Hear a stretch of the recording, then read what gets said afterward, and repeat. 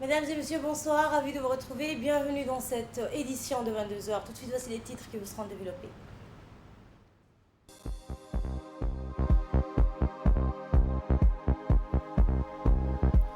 Une cérémonie dédiée à la distribution de la troisième et quatrième tranche du parrainage d'orphelins de l'année 2020 et 2021 a été organisée hier au Palais du Peuple. Et aux États-Unis, c'est une victoire historique pour le président Joe Biden qui se félicite de l'adoption de son colossal plan de relance économique, un succès politique majeur 50 jours après son arrivée à la Maison-Blanche. C'était les titres, bienvenue à toutes et à tous dans cette édition de 22 heures. Mais avant de développer ces nouvelles, nous entamons cette édition par cet hommage du président Guelleh à la mémoire de feu Hamed Bakayoko, le Premier ministre ivoirien décédé. Le président de la République, Ismaël Omar Guelleh, a adressé aujourd'hui un message de condoléances à son homologue ivoirien Alassane Ouattara suite au décès survenu hier du Premier ministre de ce pays. Dans son message, le chef de l'État a exprimé sa compassion et solidarité avec le peuple ami de la Côte d'Ivoire dans l'épreuve tragique de la disparition d'un de ses fils les plus illustres.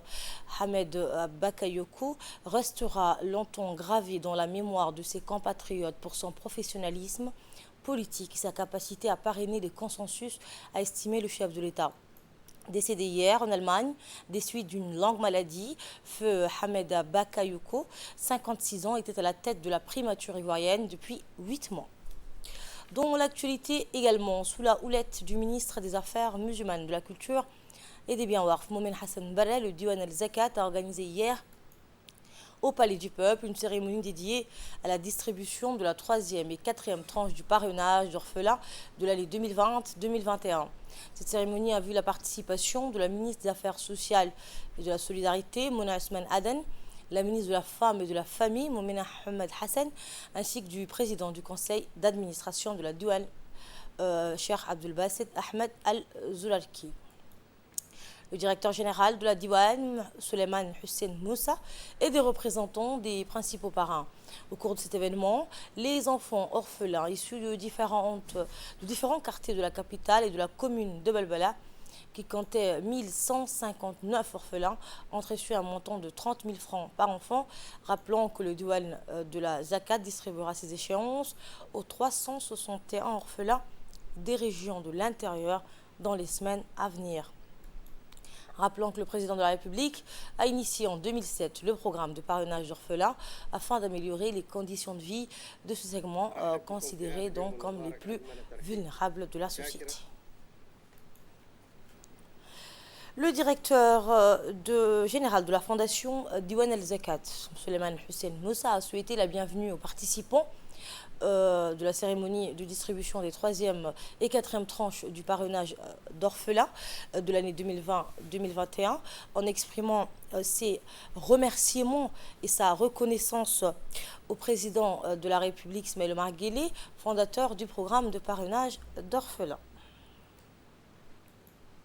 Et pour sa part, le ministre des Affaires musulmanes, de la Culture et des Biens Warf, Moumena Hassan Barre, a exprimé ses remerciements aux parrains individuels et institutionnels en félicitant les bénéficiaires des troisième et quatrième tranches de parrainage d'orphelins. Il a noté que le programme de parrainage d'orphelins est l'un des programmes nationaux distingués qui reflète la solidarité sociale. Le ministre s'est engagé à consolider ce travail caritatif et humanitaire à travers des mécanismes de solidarité sociale, de manière à atteindre les objectifs souhaités en faveur des orphelins parrainés.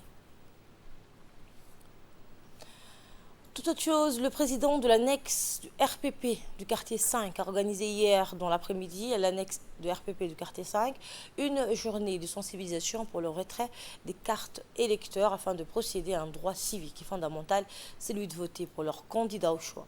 Cette journée de sensibilisation a vu la participation de nombreuses associations féminines issues tous de ce quartier. Ont été invités donc à cette journée le ministre de l'Agriculture, Mohamed Ahmed Awaleh, le sultan Ibrahim Jama' Samatar, un local connu dans le pays voisin et frère de la Somaliland, le député Suleiman Daher et des nombreux hauts cadres de ce quartier. Les participants à cette journée ont tous appelé les résidents de ce quartier à retirer leurs cartes électeurs et ainsi participer à leurs droits civiques et élémentaires. Le sultan Ibrahim Jamal ce matin, dans un discours prononcé à cette occasion, a appelé la diaspora djiboutienne à venir retirer leur carte électeur pour participer aux prochaines élections présidentielles d'avril prochain. Le ministre de l'Agriculture, Mohamed Ahmed Awali, a quant à lui appelé aux résidents de ce quartier à retirer également leur carte électeur. Le ministre a également demandé aux femmes de ce quartier de se mobiliser, de sensibiliser le quartier 5 à retirer la carte électeur.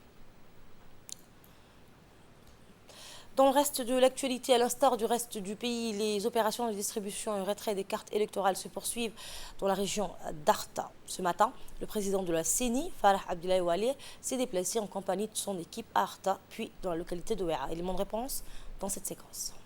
La CENI, M. Farah Abdoulaye Wali, s'est déplacé hier en compagnie de son équipe à Artaville et Ouéa.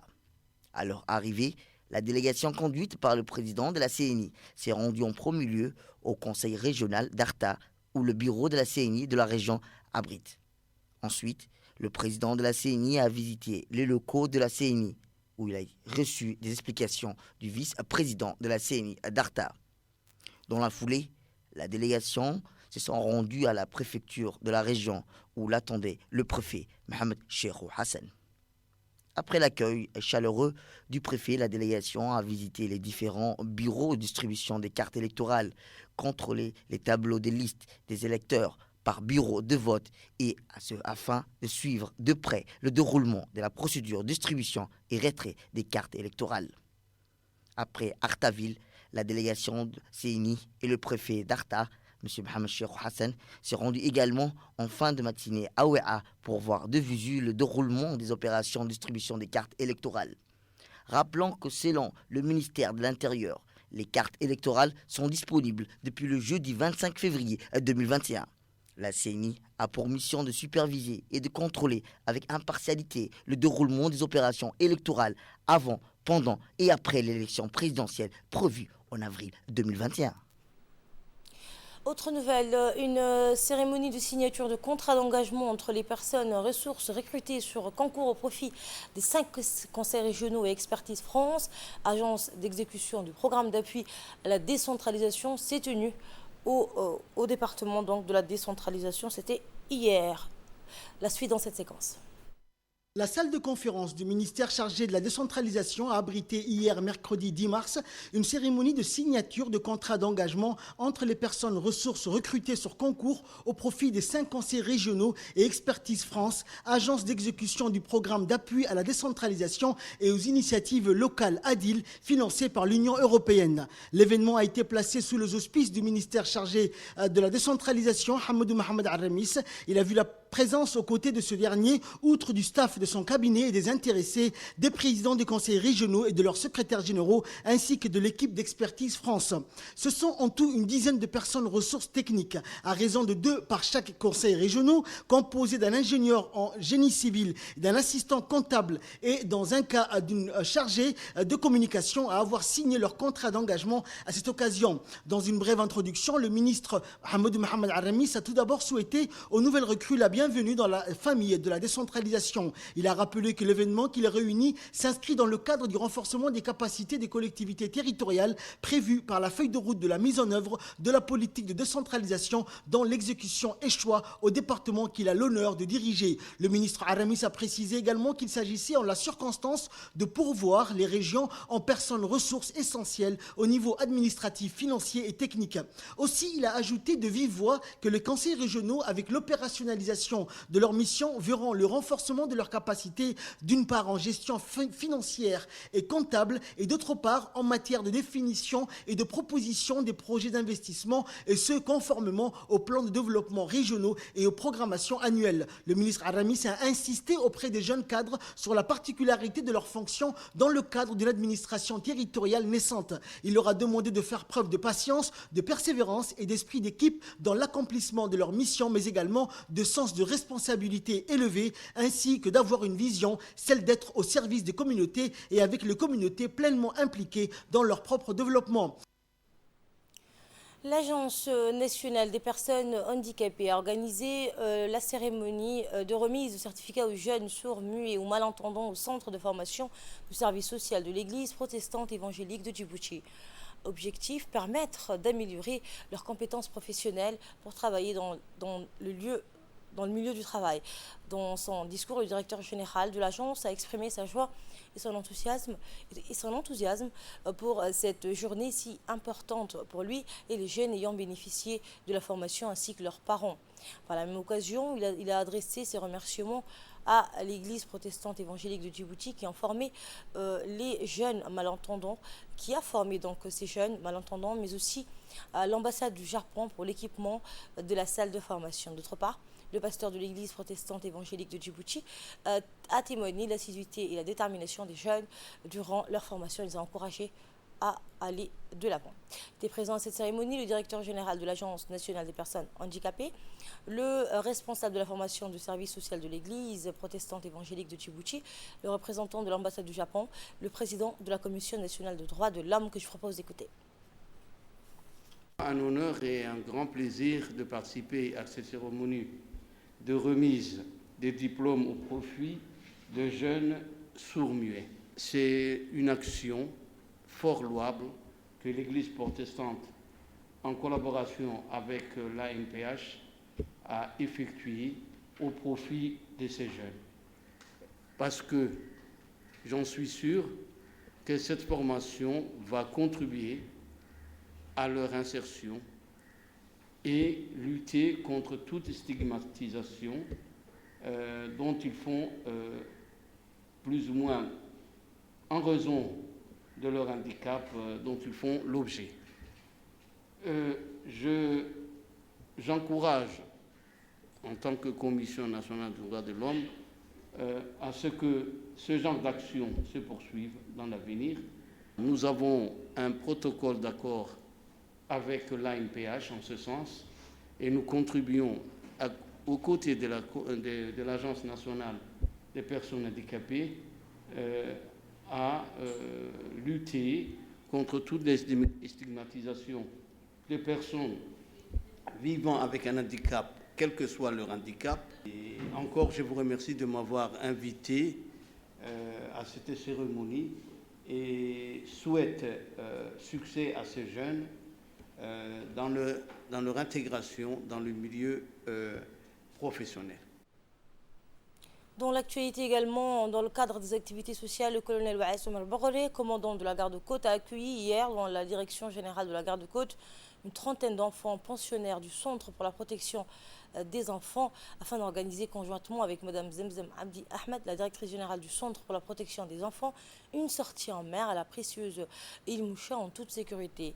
La garde-côte a mobilisé ainsi les équipes des recherches et des sauvetages afin de permettre aux jeunes de bien profiter de la magie du patrimoine maritime de notre pays et notamment de celui de l'île Moucha en toute sécurité. Un dispositif de sécurité a été mis en place en distribuant donc les gilets de sauvetage et en demandant à l'équipe des sauveteurs de la garde-côte d'organiser minutieusement l'escorte non seulement du bateau transportant les enfants et les personnels de la direction du Centre pour la protection des enfants, mais également de les initier une fois sur place à l'île Moucha, les techniques de base de la natation. Le colonel Waes Omar Bagore s'est même déplacé donc à la plage pour prendre du bon temps avec les enfants et participer avec eux donc à toutes les activités de la journée. Une grande journée donc des jeux d'animation a été organisée sur l'île Moucha pour divertir ainsi les enfants et même des récompenses ont été distribuées pour les plus impliqués d'entre eux qui se sont distingués durant les petits tournois organisés. La journée donc s'est terminée dans la joie pour les enfants et ils ont pu partager à leur retour leur satisfaction et le bonheur de découvrir à nouveau les sites touristiques de notre pays. Le colonel Waes Omar Bagore a fait part aux enfants de la disponibilité de la garde-côte afin de leur organiser d'autres événements de ce genre à l'avenir.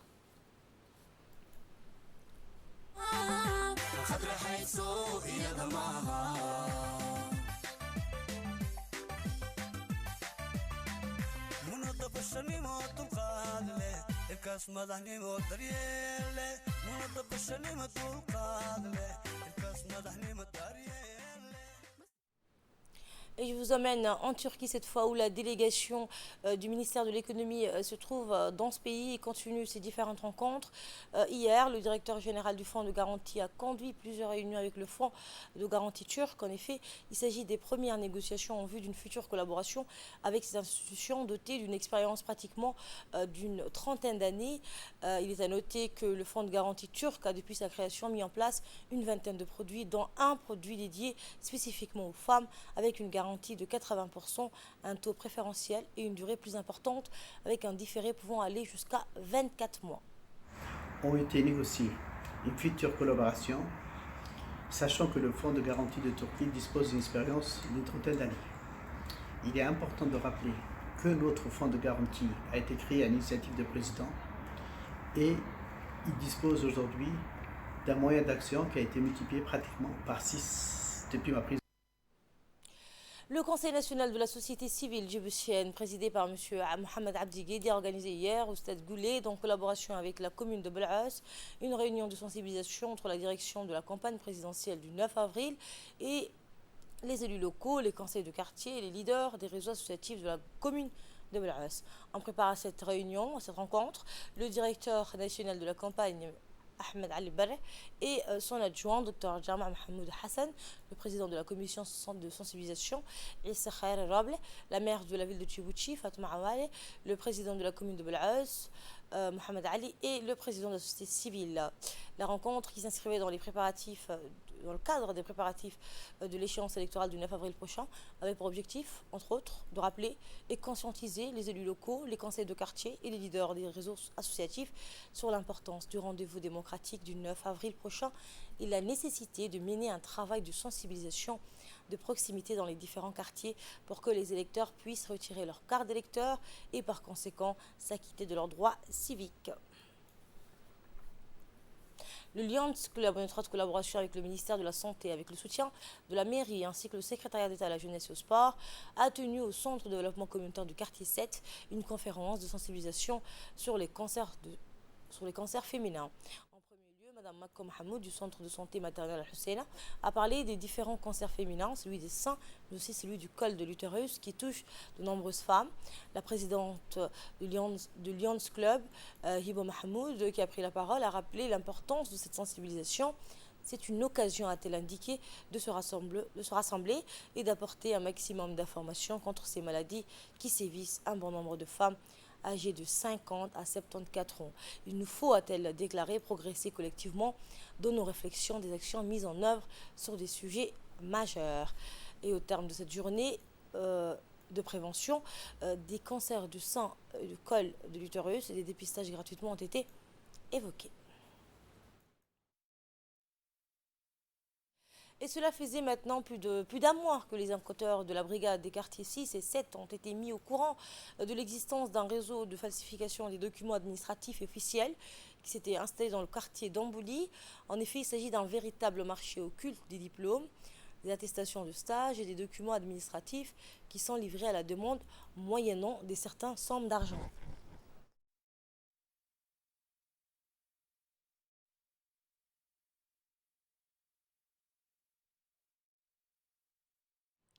Eh bien, après avoir recueilli le maximum des preuves et dans le but de matérialiser le flagrant délit, les gendarmes de la brigade 6 et 7, se faisant passer pour des clients potentiels, ont commandé 5 diplômes de baccalauréat au courtier donc, du réseau, lequel les a livrés dès le lendemain, des spécimens presque parfaits. Ainsi, dans la soirée du 9 mars, les enquêteurs ont effectué une descente dans l'atelier de fabrication des faux documents de ce réseau mafieux. Lors de cette opération, le faussaire présumé et son courtier ont été interpellés et placés en garde à vue. À l'issue de l'enquête diligentée, ils seront déférés devant la justice pour répondre de leurs actes. À ce propos, la gendarmerie nationale informe à tout chef de service ou PDG d'entreprise privée de toujours vérifier l'authenticité des documents qui leur sont délivrés en vue de pallier à toute utilisation frauduleuse des documents officiels.